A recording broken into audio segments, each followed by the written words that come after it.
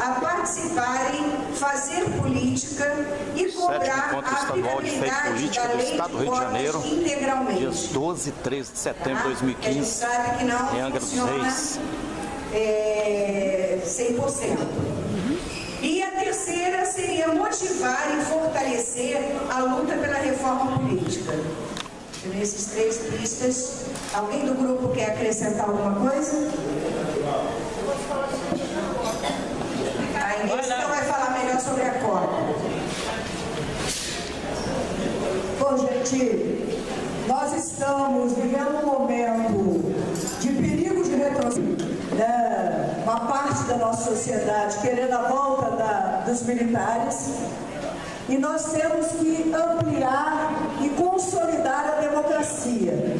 E não há consolidação da democracia sem a participação da mulher, que é a maioria da população, a maioria dos eleitores.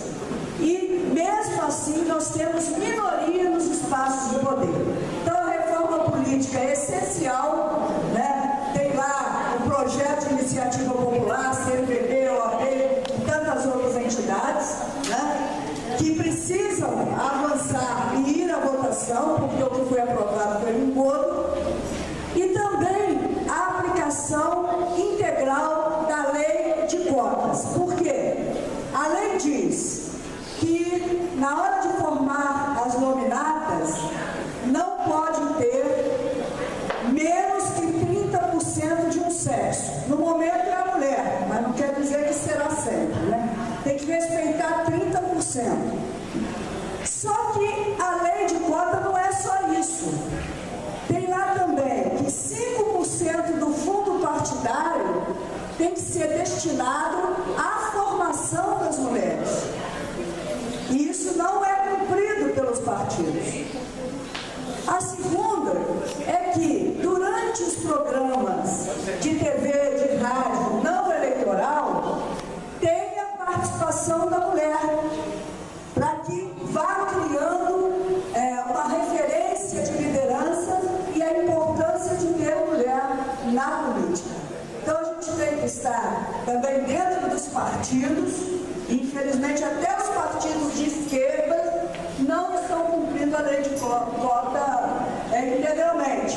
Fazem a cota de última hora, somente laçando mulheres, né, que são chamadas, aí, entre aspas, de laranja, para cumprir a cota, mas as outras duas partes, que é formação e de liderança, não é cumprido. Por isso nós colocamos isso aí. Nicolas Volta Redonda, eu estou representando o grupo de partilha número 1. O assunto foi? Assunto como misturar fé e política na prática. Então, mas antes da gente expor o que a gente discutiu, a gente refletiu, eu convido vocês com uma música muito bonita, muito importante, embora eu não a conheça toda, então eu espero que alguns ajudem aí. Vem, vem, vem, Espírito Santo, transforma minha vida, quero renascer. F representa o conjunto da fé, esse P, o da política. A gente entende que no meio de nossos irmãos, a gente discutiu o seguinte: como a gente poder misturar fé e política sem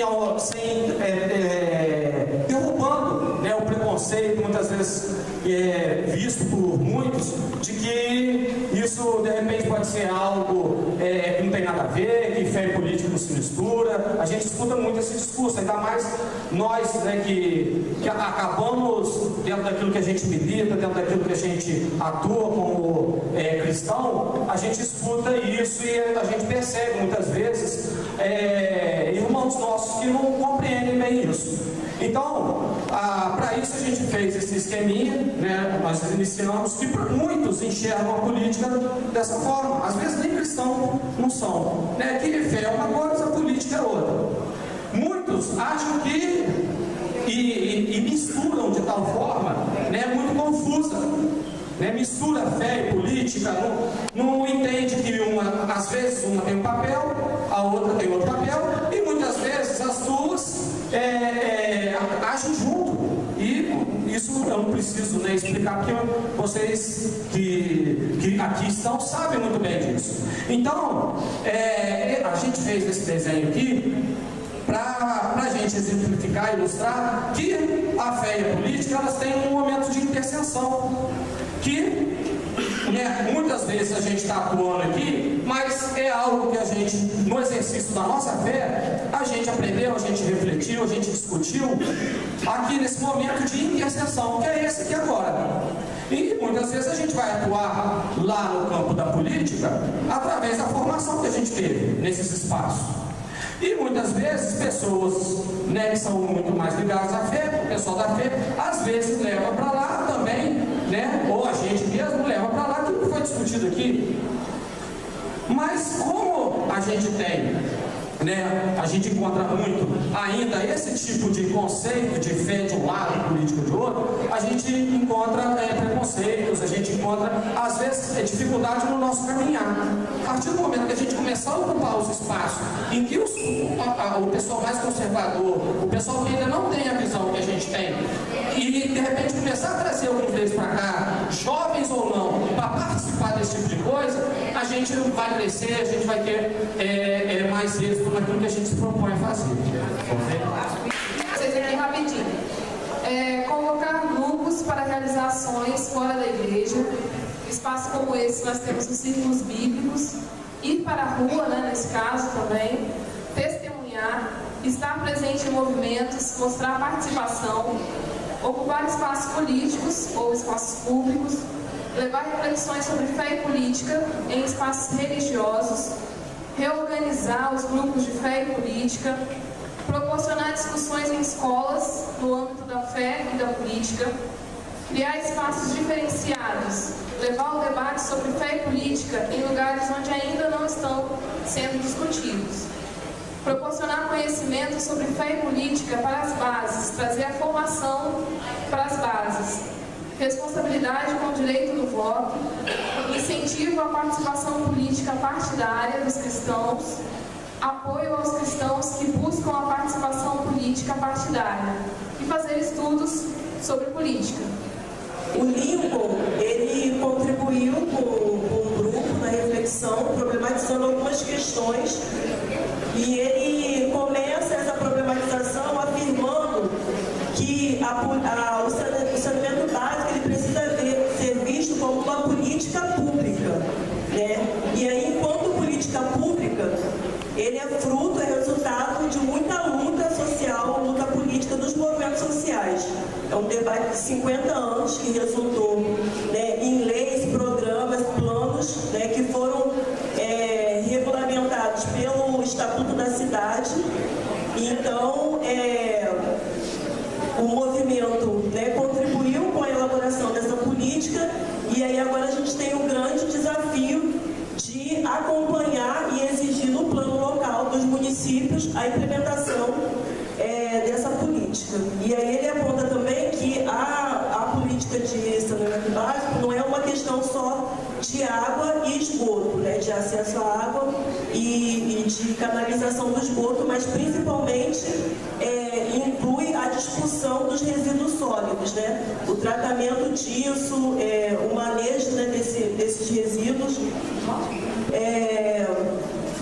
E também colocou que essa política é uma política intersetorial, porque na própria discussão do grupo aparecem vários aspectos que têm que ser abordados e que têm que ser compreendido para a gente estar acompanhando essa discussão e exigindo a implementação dela. Então, entre os aspectos colocados é a questão ambiental, e aí para os ambientes rurais, o Código Florestal, a questão da saúde pública, o saneamento básico, essa política ela tem um impacto muito grande na questão da saúde pública, e a questão da educação, e que foi colocado como uma proposta, porque se não se muda a lógica de pensar o processo de saneamento básico, não só como acesso a serviços, mas também a forma como a gente se relaciona com a natureza, a forma de apropriação dos recursos naturais, como que a gente cuida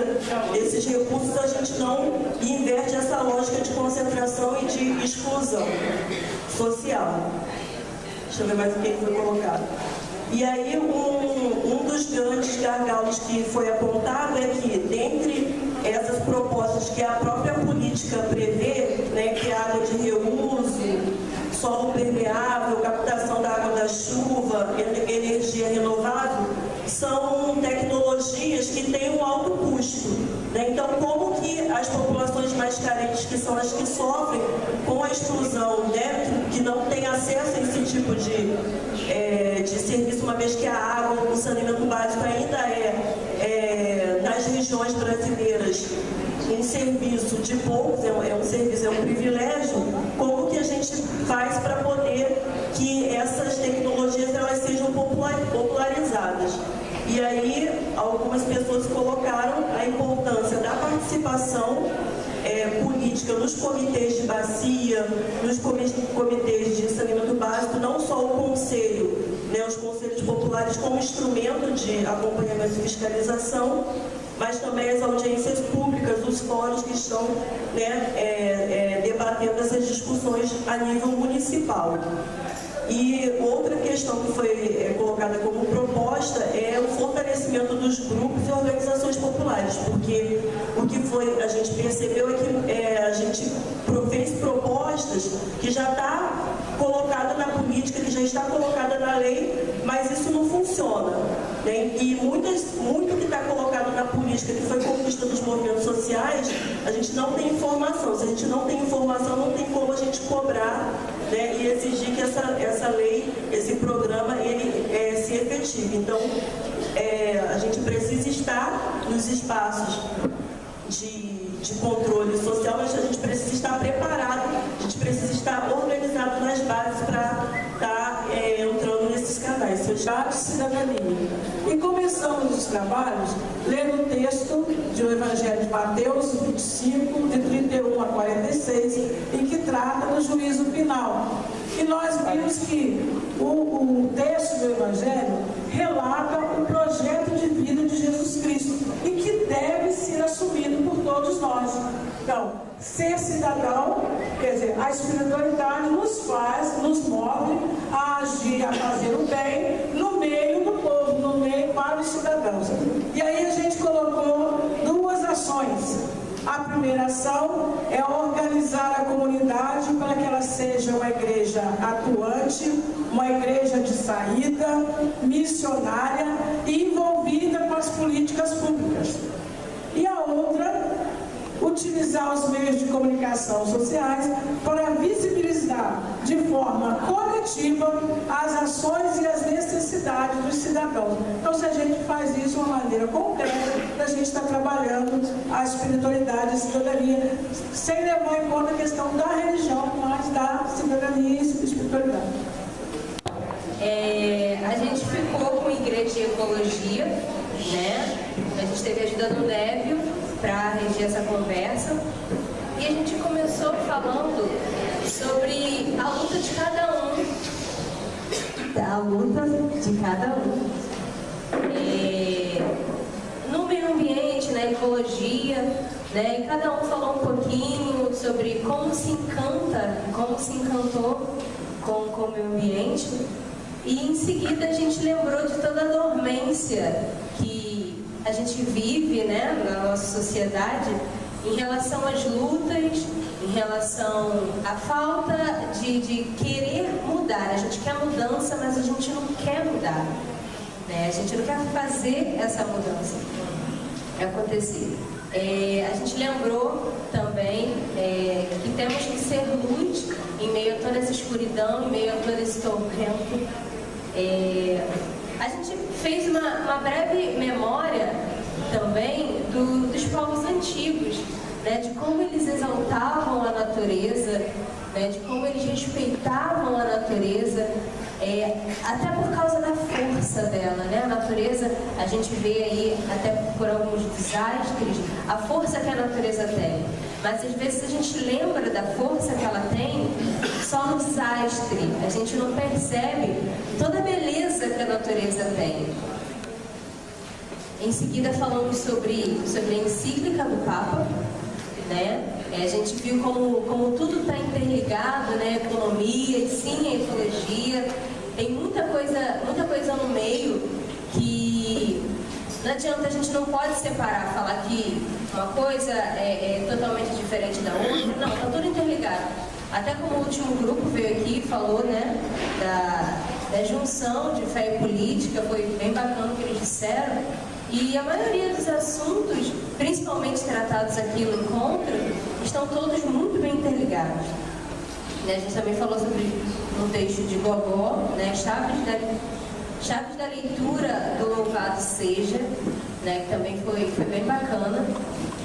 Eu também queria trazer uma observação, que a gente teve pouquíssimo tempo para trabalhar, né, porque o nosso amigo Eduardo, o nome dele, ele acabou passando mal, né, a gente teve que socorrer, e foi bem interessante que a gente até brincou que a gente foi a fundo no tema e cuidou do meio.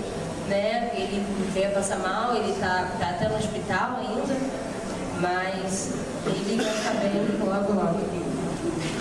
E as nossas pistas de ação, mediante a tudo isso, a ver que meio ambiente não é só uma plantinha, não é só um animalzinho, tem toda uma estrutura envolvida nisso aí, uma estrutura educacional. Né? A gente viu que aí, como a mídia é importante, né? Mas às vezes falar da Globo, falar das grandes mídias, às vezes não vê nas pequenas mídias, nas mídias sociais, que é onde a gente pode trabalhar melhor, né, nas pequenas bases. Né? Foi até uma frase de um amigo também, que ele disse que a informação leva à ação. Né? E também a nossa segunda sugestão é que a gente tente envolver mais as igrejas, né, nas ações ecológicas. Uma sugestão é colocar no planejamento da igreja de 2016 um curso sobre a encíclica, né, sobre o Louvado Seja. Que as pessoas conheçam um pouco mais, debatam sobre o assunto, né, talvez daí venham mais sugestões de ações, né, porque a gente não pode ficar na falância, a gente tem que agir também. A gente tem que orar, mas a gente também tem que envolver a ação, oração, né? Tem todo um envolvimento que às vezes a gente deixa de lado. Nós trabalhamos o controle da gestão pública municipal, um tema complexo, um tema que nos levou a várias vertentes, mas que, como pista, nós colocamos 3 pistas aqui. Tenho certeza que de repente em outras realidades vão aparecer outras pistas, né? Vão aparecer inúmeras pistas, não falta pista para nós trabalhar nesse controle social. A primeira seria voltar para as bases, articular outras forças para organizar o controle social. O que quer dizer isso? As nossas bases, temos que reunir os nossos movimentos, nas nossas comunidades, não tentar fazer um trabalho sozinho. Não tentar ir, vamos visitar a Câmara, vamos ir nos conselhos, ter participações nesses lugares públicos sozinho. Né? E correr o risco de, às vezes, e nós já tivemos casos, por exemplo, no nosso município, de pessoas que se venderam, de pessoas que negociaram o próprio movimento. Então é importantíssimo juntar força, como o Frei falou aqui ontem, né? Essa história de apagar o fogo sozinho, não. Vamos tentar conscientizar as pessoas, mobilizar, ir em conjunto, fazer o trabalho em conjunto. A segunda pista é preparar essas pessoas para assumir o papel de controlador social na Câmara, nos conselhos municipais, no Conselho Tutelar, porque não adianta ir para esses lugares com a cara e com a coragem. Né? A gente sabe, por exemplo, quem aqui, algumas pessoas aqui, se não a maioria, já participou de uma conferência. Por exemplo, quando se fala na parte financeira da conferência, tem um monte de termos técnicos, contábeis, um monte de gráficos, um monte de planilhas, que às vezes a gente fica como cara de paisagem. Aí vai lá, vota, sou favorável, aproveita o prefeito. Não é? Então, ou seja, nós precisamos ter consciência do que estamos votando, precisamos estar preparados. Então, ou seja, não adianta tem que ter a boa vontade. Primeiro passo, tem que ter boa vontade, mas precisamos nos preparar. qualificação. Ah, porque naquele grupo que você está lá reunido, de repente tem uma pessoa ali que, além de se interessar, ela tem um preparo, ela quer te ajudar, ela não vai, mas ela vai te orientar para você fazer uma participação com qualidade. Não adianta só estar lá. Boa vontade é importantíssimo, sem dúvida. Mas a gente não pode ficar com cara de paisagem e votar por votar. A terceira pista seria: o candidato que não tiver em sua plataforma de proposta colocado lá que será feita audiência pública, será exigido do poder público uma audiência pública para aprovação do orçamento municipal, do plano plurianual ou da LDO ou da LDA, ele não será um candidato do qual será merecedor do nosso voto. Porque isso está garantido por lei que o orçamento municipal tem que ter audiência pública. E eu não sei, no município de vocês, mas no meu não tem. No meu, a única audiência pública que existe é uma audiência interna dos vereadores, normalmente com o secretário de Fazenda, e aí ele explica tudo lá, está resolvido, vamos votar a favor. Qual município? Não há discussão. Qual município? 3 Rios. Então, eu não sei, talvez o município de vocês já estejam fazendo audiência pública. Eu tenho sabido mais para ele. Eu sou conselheiro do Bacana. Tá, mas essa seria uma... A nossa foi muito proveitosa, até porque a gente fez uma boa partilha de como foram as conferências, né, nos municípios, então deu para a gente ter um panorama bem legal de como que a juventude anda se organizando dentro dos municípios, né? A gente pode ver que tem municípios que está bastante adiantado na discussão, que conseguiu construir uma conferência bem participativa. Outros ainda têm uma interferência muito forte do governo, que tem, né, dificultado um pouco o desenvolvimento. Outros municípios ainda começando na discussão, ainda bem inexperientes, a coisa começando a caminhar. E diante das pautas que foram tiradas, né, dentro das conferências e também na nossa conversa, a gente saiu com algumas pistas de ação. A primeira foi a questão do fortalecimento das nossas bases, das instituições de organização de juventude. O fortalecimento do diálogo de uma instituição com a outra, na verdade, que a gente vê que a gente tem muitas pautas em comuns e às vezes cada instituição fica, né, nas suas lutas, os movimentos nas suas lutas, e esse diálogo a gente entende que precisa ser fortalecido, né, tanto para ampliar as pautas como também para fortalecer. Ampliação da participação do movimento Fé e Política dentro das dioceses. A gente entendeu que, enquanto juventude, a nossa participação ainda é mínima dentro dos movimentos Fé e Política dentro das nossas dioceses, né? Então a gente entende que a gente tem que ter uma maior participação. Fortalecer e articular os movimentos estudantis, né? Isso saiu como pauta nas conferências de mais de um município, né? Que os greves estudantis estão enfraquecidos, em lugares que antes eram grandes forças, hoje já, né, estão bem enfraquecidos, outros precisam ser articulados. Então a gente entendeu que fortalecendo esses movimentos, os greves estudantis, a gente vai ter mais uma força de representação. A gente pensa também na questão dos jovens que hoje estão dentro dos debates, vão participar das conferências, né, se interessam, mas que não têm representatividade, não estão dentro de nenhuma instituição, de nenhum movimento. Então, saiu como uma das pistas de pensar em mecanismos de representatividade locais, que seria representatividade de bairro, representatividade de base, para que esses jovens eles comecem a ter também um coletivo, né? Deixem de ser um jovem individual e passem a fazer parte, representar um coletivo, já que por algum motivo ele ainda não está dentro de nenhum movimento, né? Ou porque não se identificou ou porque ainda não conhece. Então seria uma saída.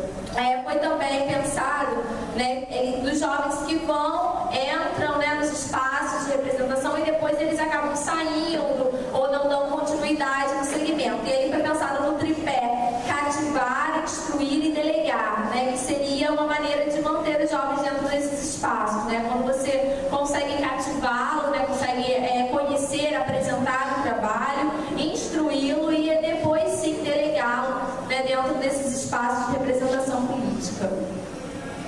Basicamente isso. Alguém quer complementar? 13 de setembro de 2015.